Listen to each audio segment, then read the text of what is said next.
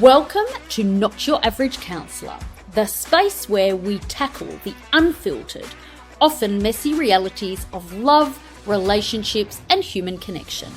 I'm V Vinci, and I am not your run-of-the-mill counsellor. With over a decade of experience working with clients and my own lived experiences to draw from, I help people all their hidden parts, the good, the bad, and the ugly. Because only when we face our truth can we step into our most authentic selves. This series, Messy Truths, is where we dive headfirst into the things we're all thinking, but nobody's brave enough to say out loud. You know, those 2 a.m. thoughts that make you question everything about your relationship, your choices, your sanity. We're breaking down the tough questions people are often afraid to ask. The ones that make you squirm, laugh nervously, and then immediately text your friend saying, "Oh my God, did you hear that episode?" We'll explore the emotional, psychological, and social dynamics at play. Have you ever wondered if it's manipulative to use your partner's insecurities to win arguments?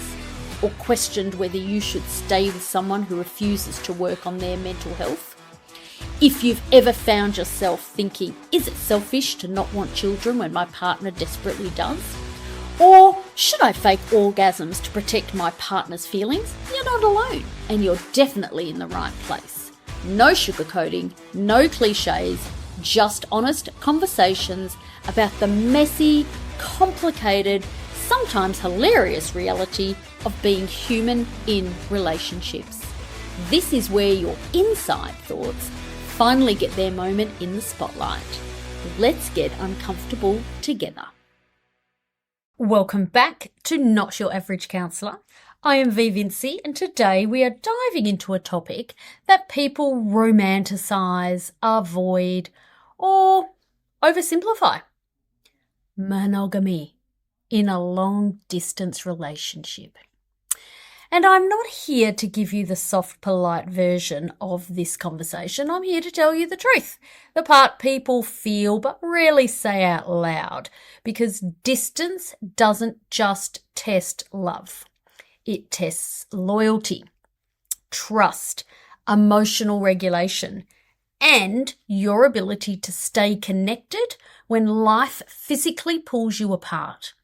And most people underestimate how much distance exposes parts of a relationship that were probably already fragile. So let's start with the basics. When most people say monogamy, they're talking about physical exclusivity. But monogamy is much bigger than that. It's emotional loyalty, it's honesty, it's transparency. It's choosing each other daily, even when it's inconvenient, even when you're tired, even when you're lonely, and even when you are tempted. And here's the part people don't like to admit. Not everyone defines faithfulness the same way. For some people, emotional intimacy or with someone else feels like a deeper betrayal than physical contact. For others, physical exclusivity is the line. For some, flirting is harmless, but for others, it's a violation. So the real question becomes, is monogamy a one-time promise, a feeling you try to protect, or a daily choice you recommit to? Now, distance amplifies everything. Loneliness, longing, insecurity, and unmet needs. When you live apart, there's more mental space for worry.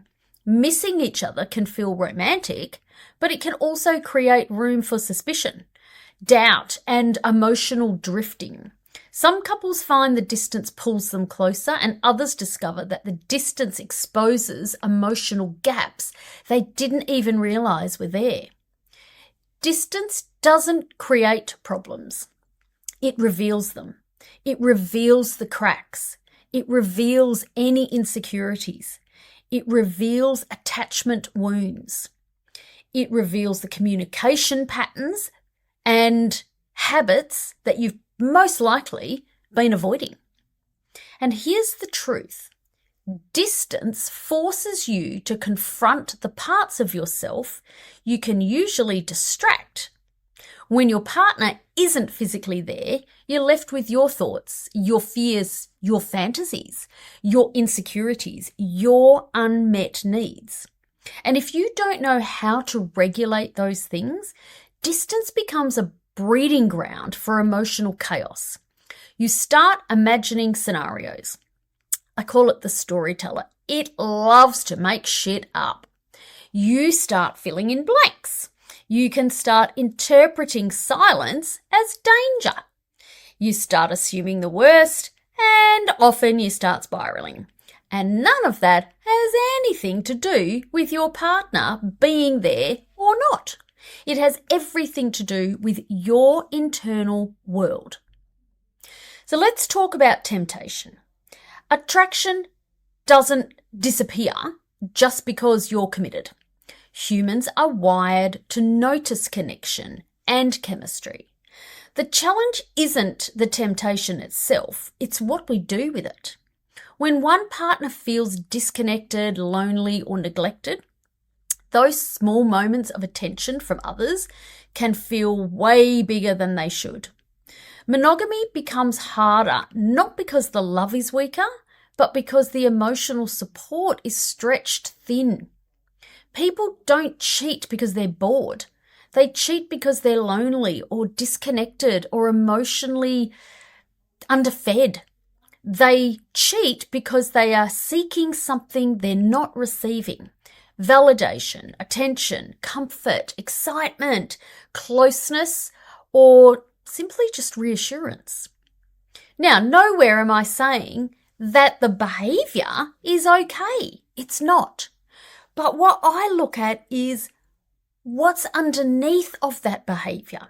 Anyone who is in the midst of a betrayal or cheating, you need to ask yourself, what is the damage that I am going to cause if I don't really look at why I am engaging in this behavior right now? Because you will be able to answer the question for yourself, but it's an uncomfortable truth. And that's what people are afraid of. They don't like the truth. The truth doesn't always have to mean I'm having an affair because I'm no longer in love with my partner and I've got to get out. That's most likely bullshit.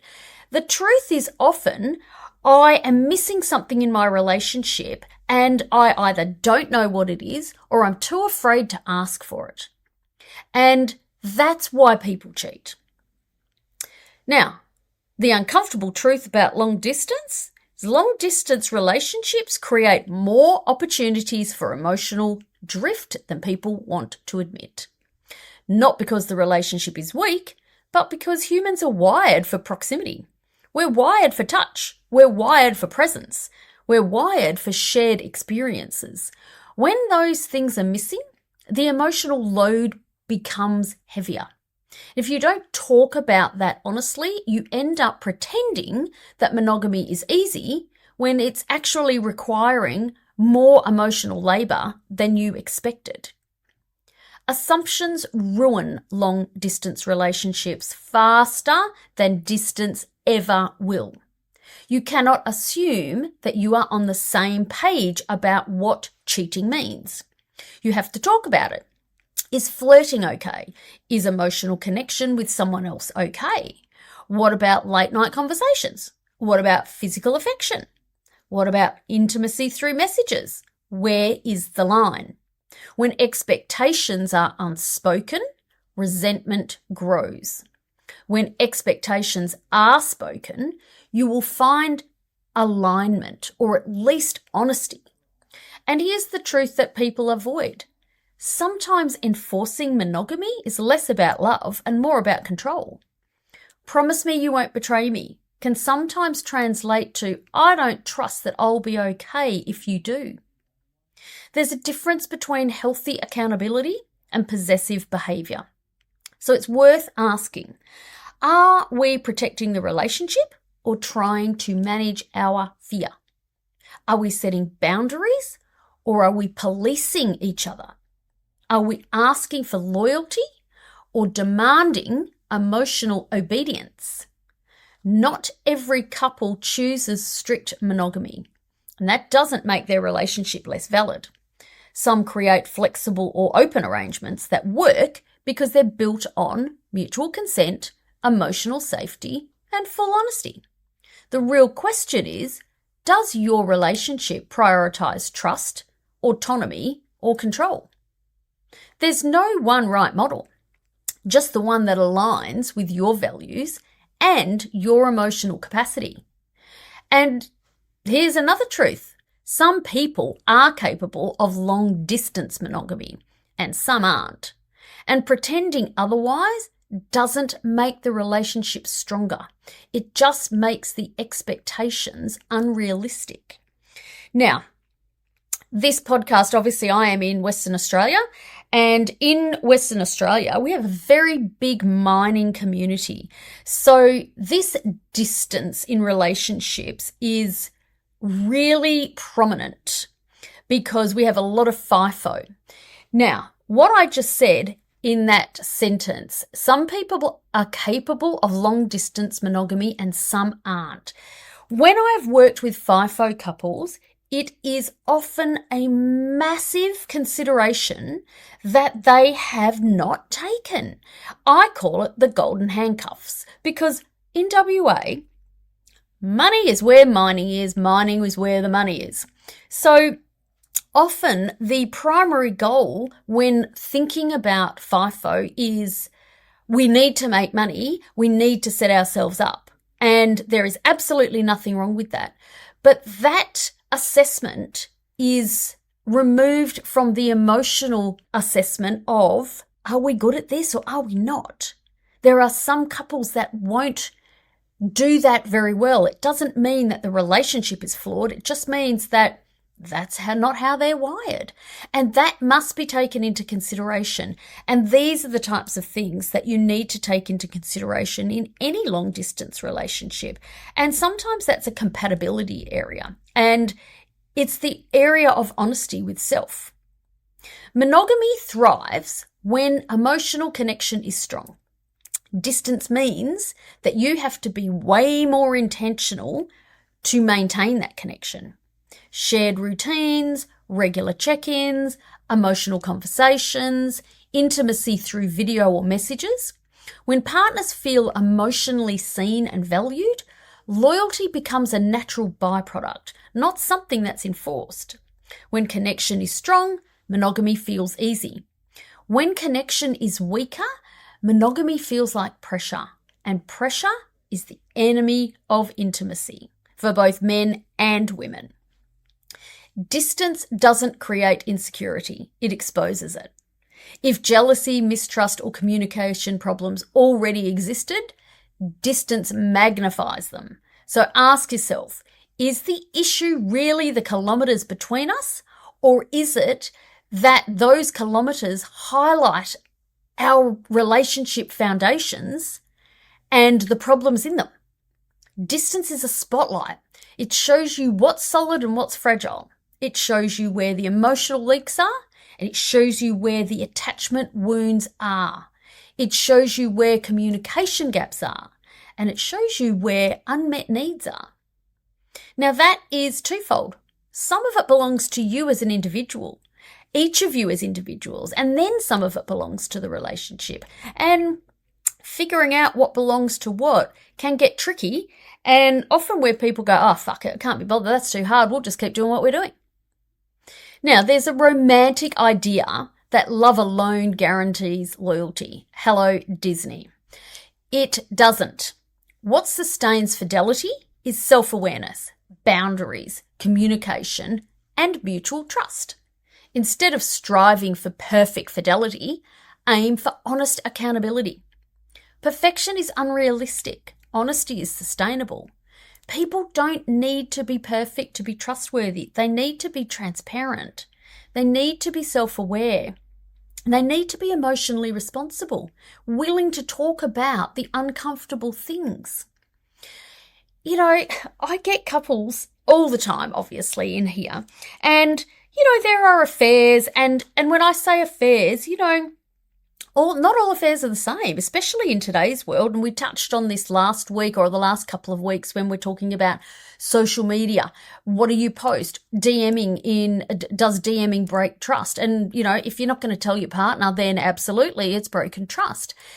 But it's the sort of things that what I'm talking about here, the gaps that are showing. So distance highlights the gaps that are already present. If you're feeling unsupported or like you don't have anything in common with your partner, or that there's just something missing in your relationship, and you avoid the conversation with your partner, which is bloody uncomfortable, then whether you have an affair or not, those things are going to come up, and you will see them in different ways. You might be arguing more, or you will be resenting one, or there's something that blows up, and there's lots of things that bring people into my office. But ultimately, they come in, and guess what we have to talk about? Because what I'm really good at in my job is finding the bloody gaps. I poke around and ask questions, and all of a sudden I've gone, oh, well, hang on a minute, there's a gap there. And I tell you, I can almost see everybody completely freeze on that blue lounge. If you've been in my office, you'll know exactly what I'm talking about. And they go, oh, she's gonna ask us. And guess what?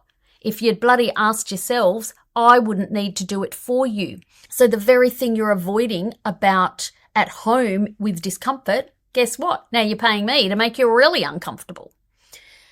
Every couple has to define commitment in a way that feels right for them. That means real conversations about values, needs, fears, and expectations. What does safety look like for us? What feels respectful? What can we realistically maintain? Monogamy only works long-term when both people genuinely choose it, not when it's demanded out of fear. And the truth is, if monogamy feels like a cage, it won't last. If monogamy feels like a choice, then it will. Monogamy in a long-distance relationship isn't impossible, but it is intentional. It's not about testing love through distance. It's about maintaining trust through honesty. Because what matters most isn't how far apart you live, it's how aligned you stay when life creates space between you. This is particularly pertinent for couples who are, really in that hard working phase of family. If you're in the working phase of family, it means you're both working, you've probably got a mortgage or paying rent or some massive thing, and you've probably got a couple of kids floating around, and you're right in the middle of the shit show of family parenting. You're adulting. And what totally gets in the way of trust and intention in a relationship is fucking tired. I have couples all day arguing over who's the most tired. They don't say it like that. I call it chore wars. But ultimately, that is what is getting in the way. They're arguing over who's more tired. And you know what the answer is? You're both fucking tired. You're both doing a lot. You just do it differently. If I got tired out of the way and people start making more intention with each other and they've got to think a bit harder, it feels more exhausting. But everything that's making you tired or you're avoiding to add more to your life, if you go down the path of separation, guess what? Oh my God, it's emotionally draining. It's exhausting. And you're still doing all the shit anyway. I want you to have a look at some reflection questions for yourself. Have you clearly defined what monogamy means for you? Or do you assume it in your relationship? Are you asking for monogamy from a place of trust or fear? What does loyalty look like when physical closeness isn't possible? And how do you keep emotional intimacy alive while you're apart? I want to thank you for joining me today. If this episode has stirred something in you, Good. These are the conversations that force us to get honest about what we're really asking for in love. Come find me on socials and tell me what landed or what challenged you. And if someone in your world needs this perspective, share it with them. Take care of yourself and remember, distance doesn't break relationships, but dishonesty does. One of my big goals for this year is to get this podcast into the ears of more people who genuinely need it. So if this episode has made you think, feel, or see things a little differently, I need to ask you a favour. Follow it, rate it, leave a comment, or share it with someone who might need it too. The more you pay it forward, the more I get to keep doing what I do and hopefully help a few more people along the way. And don't stop there. Be sure to tag me at @VVincieTherapist so that I can see and connect with you. I love hearing your thoughts and takeaways, so my inbox is always open. DM me anytime. Thanks again for listening. I'll catch you next time.